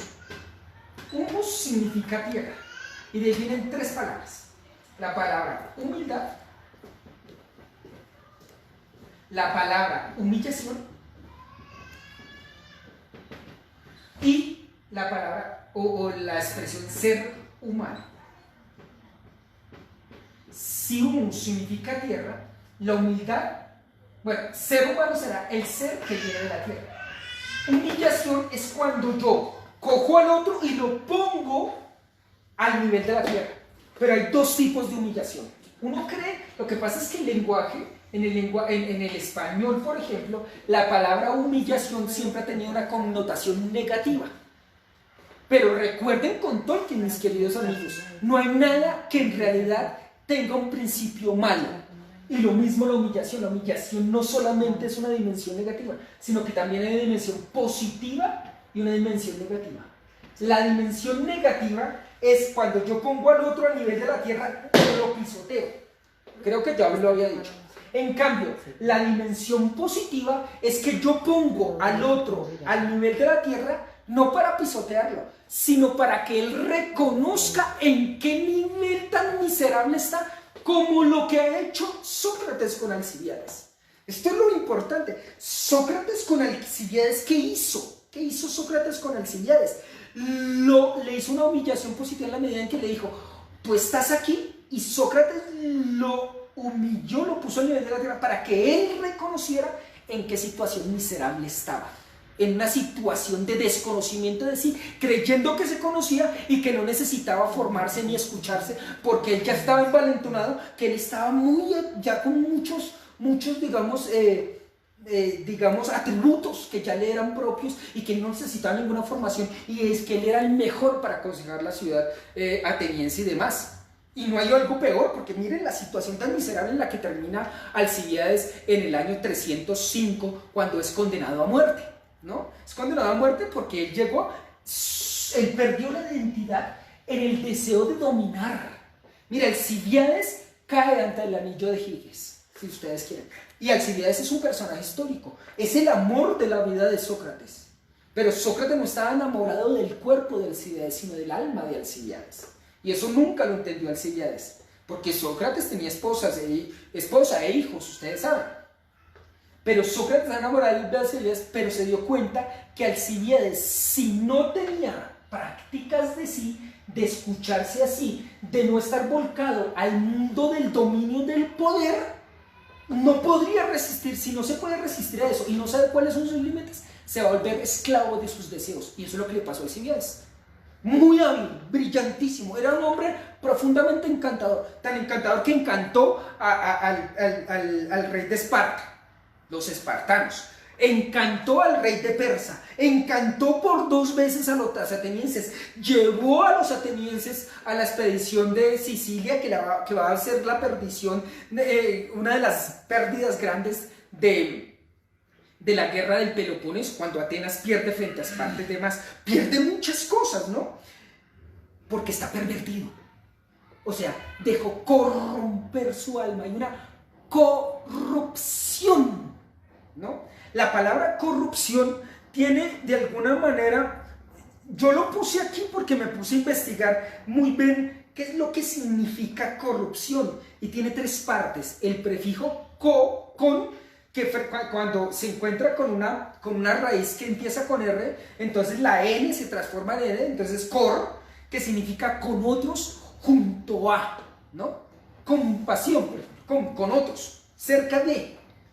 Y la palabra rompere, que significa quebrar. Aquí puse todos los significados de la palabra romper en latín. Quebrar, partir, hacer pedazos, hacer estallar algo, Miren esta belleza etimológica que estamos aquí escuchando. Es que hay que escuchar lo que dicen las palabras. Y por eso uno de los asuntos que Sócrates está diciendo al Alcibiades es: escúchate. Escúchate. Para y escúchate. Para y escúchate. Para y escúchate. Si no escuchas, fácilmente sucumbes ante tus deseos y no reconoces tus límites. O sea, uno de los primeros consejos es: deja el afán, deja el mundo de la acción por la acción misma, piensa un momento y escúchate, porque si no, te vas a ir a la corrupción. Porque acción es acción y efecto si no, la corrupción es cuando sucumbimos a quebrarnos a nosotros mismos. Y si nos quebramos a nosotros mismos, es decir, si dejamos ese quiebre y esa escisión de nosotros mismos, automáticamente ¿qué quebramos? La relación con los otros, pisco. Y es que el sí mismo solamente se configura en relación con los otros. Lo que soy yo mismo, las prácticas de sí, son también prácticas con otros. Por eso la importancia de crear buenas relaciones. Por eso es tan importante que ustedes conserven y cuiden las amistades. La amistad, al igual que el amor, como ya lo veíamos bellamente con la balada de Beren y Lúthien, y ahora viendo la bella relación entre Frodo y Sam, y entre Merry y Pippin, y entre la comunidad del anillo, el sacrificio que eso implica, la voluntad de amor que tiene Sam al cargar a Frodo en el Valle de Gorgoroth y todo eso, hemos visto que el amor y la amistad son milagros. Son milagros. Es un milagro. Y por eso, cuando tengas un verdadero amigo, cuídalo.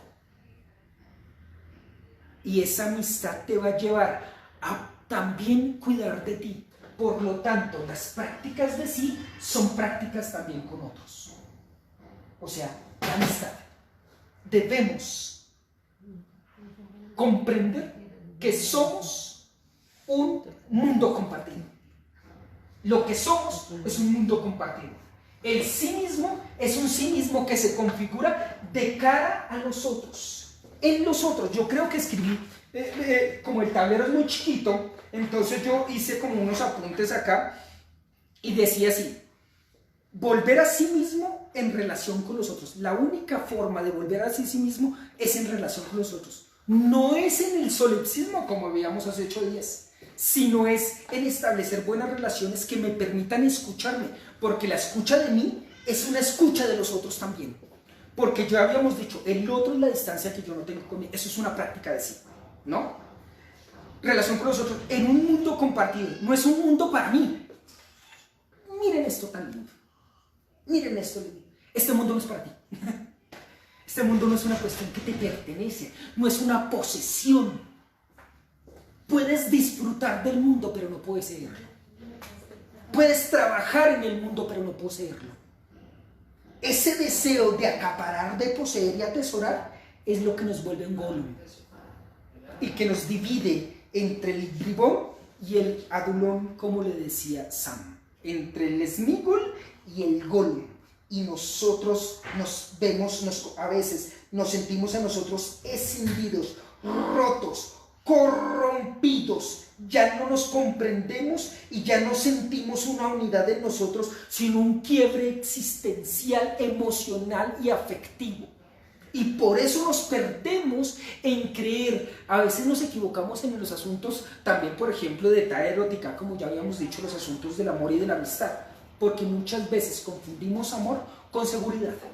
Confundimos amor con control. Confundimos amor con apoyo. Confundimos amistad con eso mismo también, con otras instancias. ¿Por qué? Porque estamos abocados hacia afuera en el mundo de buscar reconocimiento y demás. En el mundo del reconocimiento y demás. Nosotros de alguna manera tendríamos que aceptar la importancia que tiene para nosotros establecer relaciones que nos ayuden a crecer en lo mejor de nosotros mismos. Podemos ser mejores, pero no más. Entonces aquí, en este mundo, en este sentido, es cuando podemos resistir. Y la resistencia no es una resistencia individual, es una resistencia comunitaria. Y esto, a este respecto, podemos ver en el texto de Philosophy of Talking de Peter Kreeft, en la página número 2 o 3. Después de la cita que hace sobre el Señor de los Anillos, la página 926, dice witness. Esta expresión es muy linda. Yo he pensado mucho esta expresión por años, porque tampoco es que exista con facilidad una traducción al español, y es witness, ¿no? Witness. Y dice aquí, witness, esto es todo lo que la amistad quiere. Yo he tratado de pensar cómo se podría traducir witness. ¿No? Es la acción y el efecto de estar con otros. Eso es witness, la amistad, la fellowship, si ustedes quieren desde la perspectiva de Tolkien.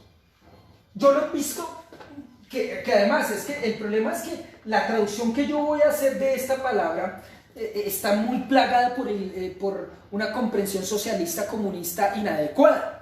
Pero sería algo así como camaradería, ¿no? Algo así. Estar con otros, pero construyendo juntos. Tú y yo, side by side, juntos.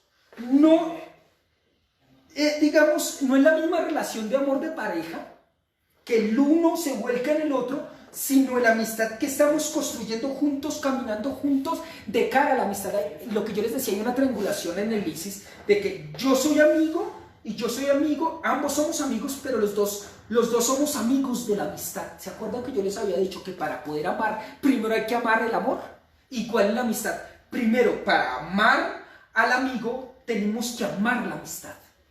Tenemos que ser amigos de la amistad. Debemos cultivar la posibilidad de ser amigos. Esto es muy importante, muy importante. Ahora, yo soy padrino, por ejemplo, de Vera, que es mi ahijada. Pero eso es resultado de cultivar, por ejemplo, que para mí es un premio. Pero es cultivado, es el resultado, por ejemplo, de la cercanía que tenemos Andrea, que es mi mejor amiga, y yo, de poder cultivar durante muchos años, a pesar de nuestras diferencias, estamos side by side, porque creemos en que lo más bello de encontrarnos con otros es este witness. Este witness es todo lo que la amistad quiere, es el estar juntos, construyendo juntos, sufriendo juntos, alegrándonos juntos, viviendo juntos. Es el estar junto a. Y esa es otra práctica de sí fundamental. Una práctica de sí es construir buenas amistades. Eso es una práctica de sí. Y eso es un modo adecuado de poder saber cuál es el lugar que me corresponde en este mundo. Porque el amigo te muestra instancias de ti que tú mismo no alcanzas a comprender. Y por eso necesitas de otros. Y hay que establecer distintos tipos de amistad. El amigo que te muestra una dimensión tuya, el otro de otra, el otro de otra, y por eso tenemos que ser un poquito más amplios en términos de establecer relaciones vivificantes, es decir, que me hagan vibrar existencialmente en la vida en mi vida, que me hagan vibrar. Y esto es muy importante. Otro tip, y este tip de las prácticas de sí, tiene que ver que el witness no es otra cosa sino cuidar de los otros.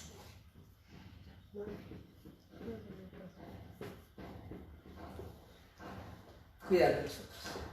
Cuidar de los otros. De esos, no solamente de la familia, sino de esos que hemos escogido como familia. Los amigos, las personas que amamos. También las personas que de alguna manera comparten con nosotros la mayor cantidad de tiempo, nuestros compañeros de trabajo. No hay algo más terrible que, por ejemplo, estar con alguien trabajando y que sea una relación mortificante. Si es que la mayor cantidad de tiempo despierto tú vas a estar trabajando, la mayoría estamos trabajando.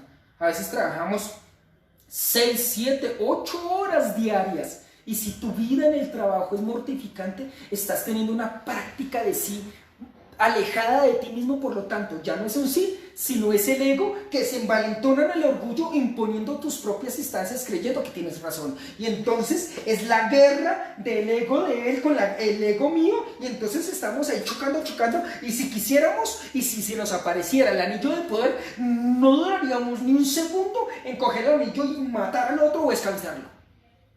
¿Ves? Es una cosa bien fuerte. ¿Cuántas veces hemos matado solamente en el pensamiento a otros? Muchas veces hemos querido que me robó el celular, ojalá se abriera la tierra y se lo tragara. Tenemos unos deseos muy fuertes porque tenemos esa inclinación a que las cosas se hagan según como nosotros las vemos. Y muchas veces, como nosotros vemos las cosas, es de la forma más inadecuada porque no estamos adheridos en ese momento al self, myself, al propio sí mismo, sino al ego. Bien, otra pregunta, por favor. De las que están allí, no sé si hay más preguntas. Bueno, Gabriel, Nadia, después de la pregunta Nadia, que ahora había sí. hecho antes, ella coloca... ¿Pero no hay sonido?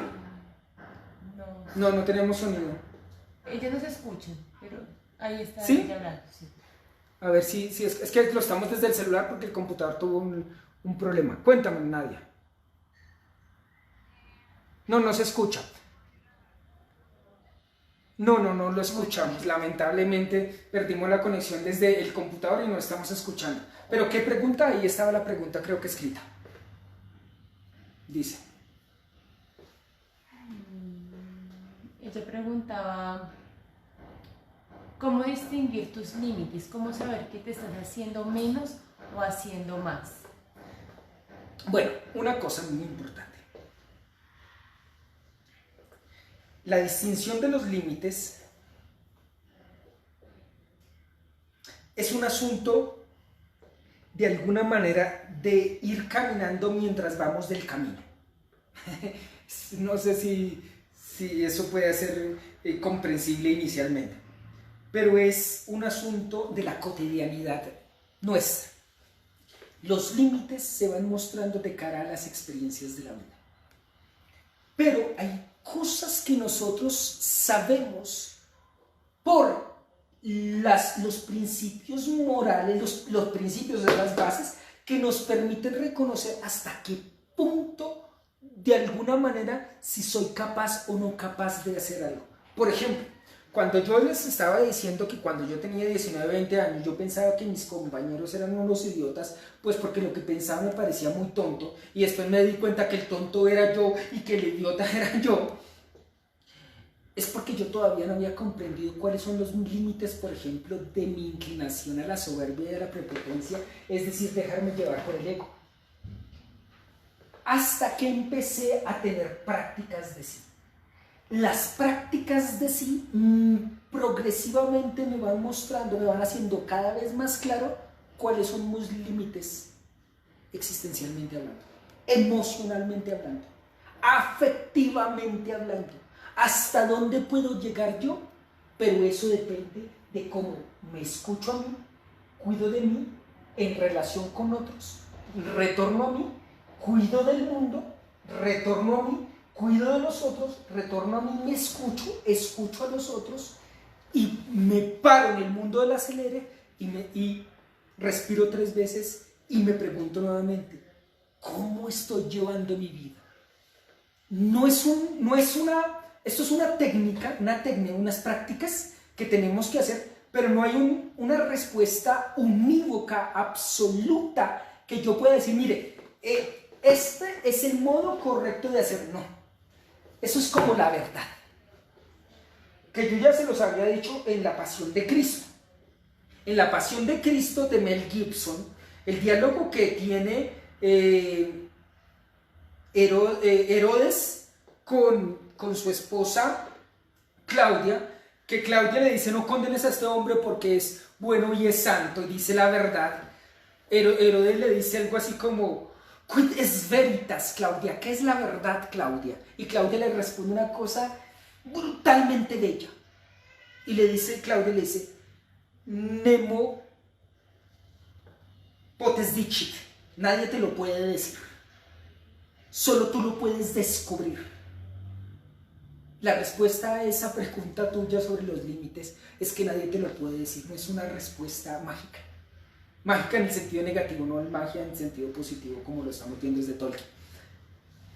No es una cuestión que haya algo ya escrito para eso. Los límites se van descubriendo mientras vas de camino en la acción de conocerte a ti mismo, de cuidar a ti mismo y de cuidar a los otros. Y progresivamente se nos van mostrando. ¿Qué otra cosa? Pregunta Juan. Juan. ¿Por qué tenemos que actuar con justicia en todas las ocasiones? Y finalmente, ¿cómo sabemos que estamos actuando con justicia? Bien, esto es una bellísima pregunta. Una bellísima pregunta. Aquí ya hablamos de la descomposición del self, myself, de esto ya hablamos todos estos puntos, pero es una pregunta que me gusta mucho. Veamos la estructura de la República de Platón. Recuerda que la República de Platón es precisamente esa pregunta. Es la República de Platón, la pregunta clave de la República de Platón es ¿por qué actuar bien? Y en ese sentido, ¿qué significa actuar justamente? Porque además la justicia es, recuerden que en el mundo griego hay 4 virtudes: templanza, valentía, prudencia o sabiduría y justicia. Y las 3 primeras es una búsqueda individual y se pueden realizar individualmente, no alejados de nosotros, ¿no? Una búsqueda individual no es una cosa alejada de nosotros, no. Se cultiva, digamos, una búsqueda personal, más bien, más que individual, es una búsqueda personal. Pero la cuarta, esta otra, la justicia, es la única que necesariamente es imposible una búsqueda personal, sino que la justicia siempre se ve de cara a los otros. O sea, tenemos las 4. Y si ustedes se dan cuenta, en la construcción de la ciudad ideal, que va más o menos desde ya el libro, con el mito de Giges ya está ahí, estoy hablando, pero sobre todo desde el libro 3 al libro 10, que es la construcción de la ciudad ideal, de la polis ideal que va a proponer Platón. Recuerden que en el libro 3 dice que él va a hacer una analogía, como cuando ve un alfa y una alfa. ¿Esta alfa se ve? Yo creo que no. Voy a mirarlo acá. Y no, se ve muy lejana. Y sí se ve, pero se ve muy lejana aquí en Facebook. Entonces, si yo tengo un alfa y esta alfa pequeñita, para ver cómo se estructura la justicia en la persona, Sócrates dice, vamos a ver que un texto que está escrito allá lejos, chiquitico, dice, este texto, ¿qué es lo que dice? No alcanzo a ver.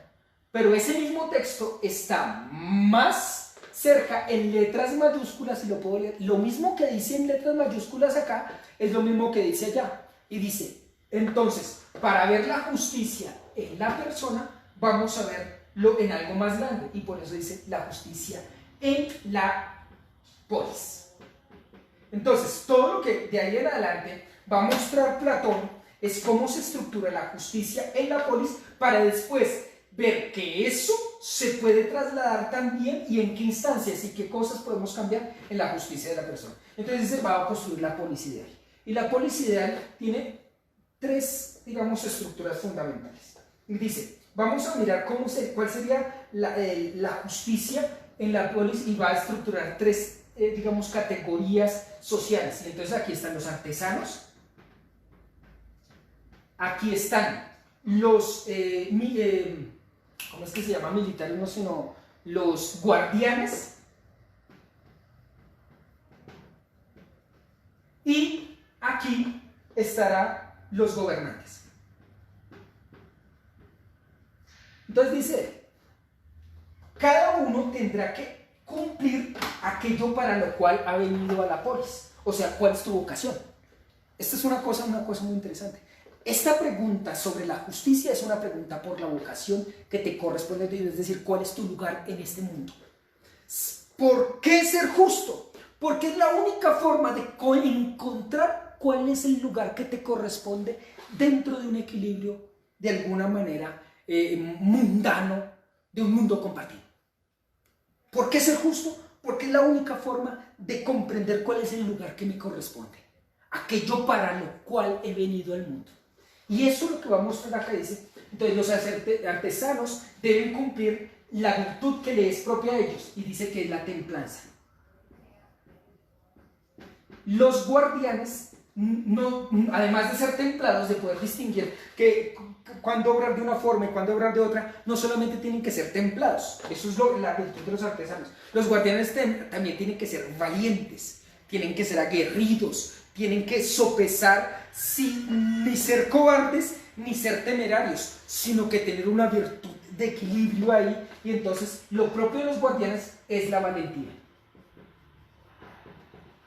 Y lo propio de los gobernantes, además de ser templados y ser valientes, porque estos de acá deben cumplir la anterior, digamos, virtud. Virtud en griego se dice arete, o sea, excelencia. ¿Cómo el alma se puede hacer excelente? Se puede elevar a ser mejor, no hacer más, pero sí hacer mejor. Y los gobernantes tendrían que gobernar. ¿Y cómo tienen que gobernar? A partir de la sabiduría. Y esto corresponde, de alguna manera, a la división tripartita que hace Platón del alma humana. Y entonces dice, el alma humana está dividida también en tres. El alma concupiscible, o sea, de las pasiones carnales, físicas y demás. El alma irascible, de los sentimientos. Y el alma racional. Y esto es todo lo que soy yo. Yo tengo pasiones, impulsos y demás y deseos, pero también tengo sentimientos, pero también tengo un alma que es racional, es decir, es mi entendimiento, que de alguna manera tiene que, en el mito del carro al lado dice, está el alma racional la que de alguna manera le dice, no se deja llevar por los sentimientos, pero escucha los sentimientos para poder ella, digamos, controlar. Escucha los sentimientos, pero no se deja llevar por los sentimientos. O sea que de alguna manera la razón de alguna manera nos equilibra cada una de estas cosas. Y que si ustedes se dan cuenta, la sabiduría corresponde al alma racional, la valentía corresponde a los sentimientos y la templanza corresponde a cómo de alguna manera equilibrar y no dejarse llevar por las pasiones y los deseos. Esta división tripartita que hace, esto es todo lo que hace la República Platón, va a mostrar, decir, si nosotros somos justos, es porque podemos equilibrar lo que somos, y al equilibrar lo que somos, podemos equilibrarnos dentro de la acción de la polis. Y de ahí viene algo que Aristóteles va a tomar. Es decir, el modo en que actuamos con nosotros mismos en el mundo privado se llama ética. De ahí viene ethos, modo de ser. Y el modo en que nosotros actuamos, ya una vez teniendo un carácter, en el mundo público es en la polis, se llama política. Por eso, en griego, aquel que no le importan los asuntos de la polis es un idiota, porque no se da cuenta que al abandonar los asuntos de la polis se está abandonando a sí mismo, porque este mundo es un mundo compartido.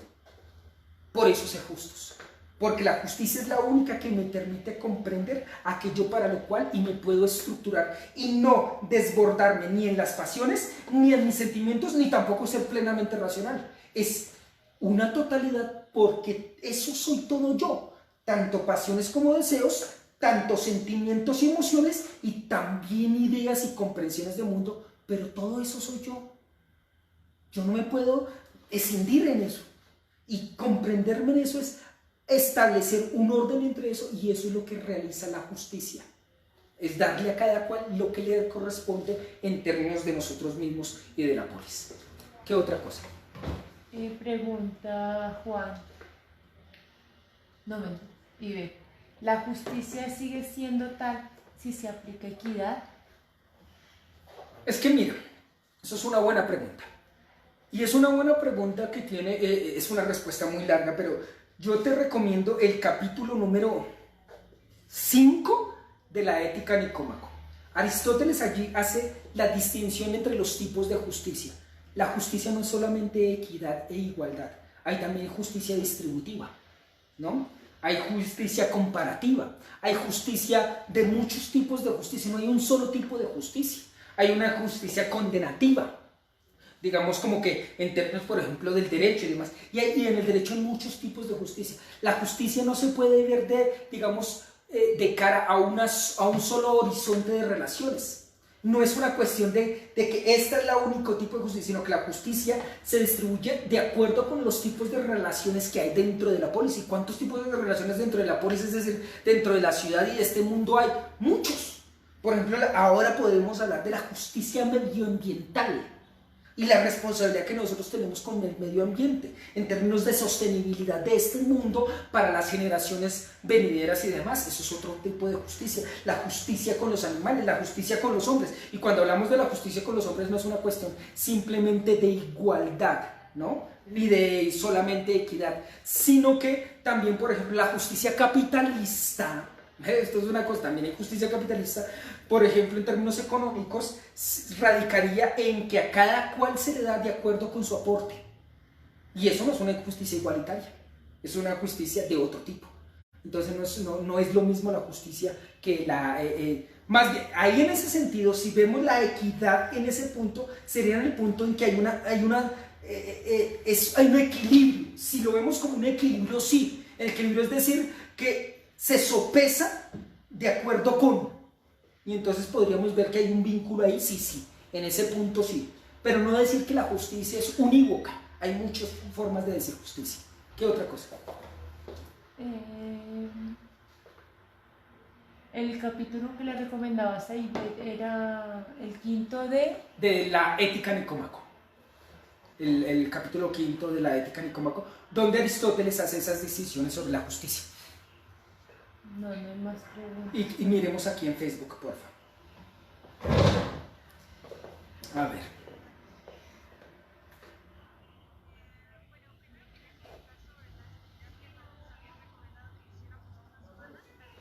Es que el sonido no es muy feliz. A ver, espérate un segundito que ya van a escuchar porque nos está escuchando bien. Porque estamos viéndolo desde el celular. El computador, no sé por qué el internet no funcionó bien.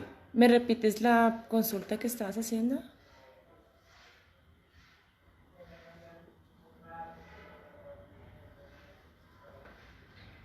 Sí. Bueno, voy a borrar esto mientras tanto.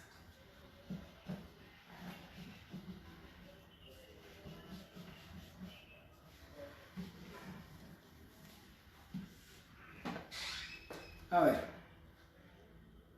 ¿Qué dice? ¿Qué pregunta? ¿Difícil la pregunta? No, está comentando sobre la actividad que tenían para hoy de la rosa. De la rosa, ¿y qué dice ella? Y ella nos comenta que le regalaron esta semana unas rosas a una persona. Genial. Sí.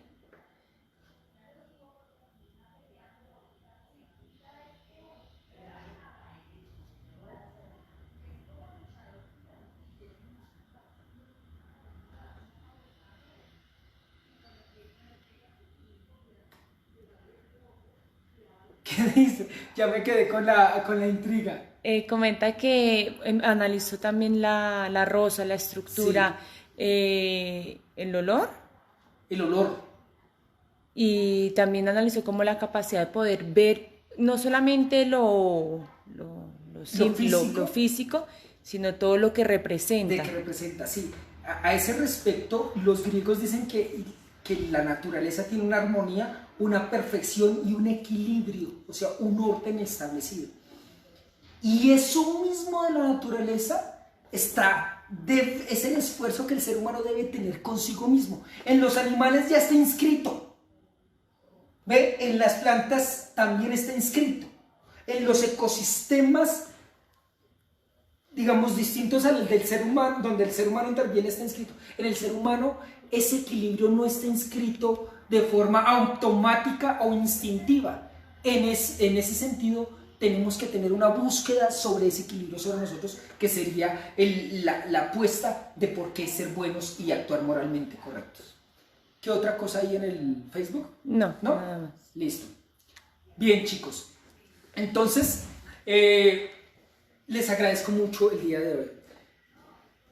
Entonces, la tarea para la próxima clase son 3.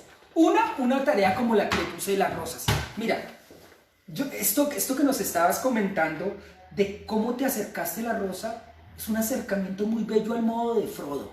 Cómo Frodo se acerca y contempla por primera vez de una forma distinta a un árbol. ¿Cómo contemplar de una forma distinta a una rosa? Ahora, ¿cómo te contemplas a ti mismo de una forma distinta en el hecho de la primera mirada que te das al día y qué palabras te dices? Eso es un modo de contemplar. Y contemplarlo y quedaréis radiantes. ¿Cómo te quedas radiante? Con las bellezas propias. Y eso también es una práctica de sí. Una práctica de sí es el tipo de palabras que te dices a ti mismo. Eso es una práctica de sí. Eso es un modo de acercarse a uno mismo y de cómo se puede construir un carácter en el cual yo pueda en algún momento, cuando se me presente el anillo del poder, poder resistirme y permanecer en mí mismo y no sucumbir a la corrupción. Para la próxima semana, entonces, lo que les estaba diciendo es del libro de Bashan y Bronson, el de español, les estaba diciendo que es el capítulo número 10 que se llama Elegir Morir. Voy a ponerlo porque siempre lo pongo. Entonces, de Bashan y Bronson se llama capítulo 10, Elegir Morir. Y el de inglés, ¿no? El de inglés es el capítulo de la página 94, que se llama, es el capítulo número 5, y aquí lo pongo, es Anthropology, el capítulo número 5. Y la otra tarea, que es una tarea ya más de esto, es léanse Lisis de Platón, un diálogo precioso sobre la amistad. ¿Qué significa construir side by side, junto al otro? Nos vemos dentro de 8 días. Un abrazo, excelente fin de semana y muchas gracias por estar aquí. Recuerden que todos los días lunes estamos subiendo nuestros videos a nuestro canal de YouTube. Compártanlo, únanse a nuestro canal. Y si esta clase les parece que alguno de sus amigos, alguno de sus familiares, alguno de sus conocidos les sirvan, compártala. Es muy bueno que de alguna manera nos volvamos como los hobbits, dar regalos. Sé el acto de regalar. Eso es otra soft virtus, una virtud suave, bella, que nos equilibra con lo mejor de nosotros mismos. Chao a todos, un abrazo, que les vaya muy bien.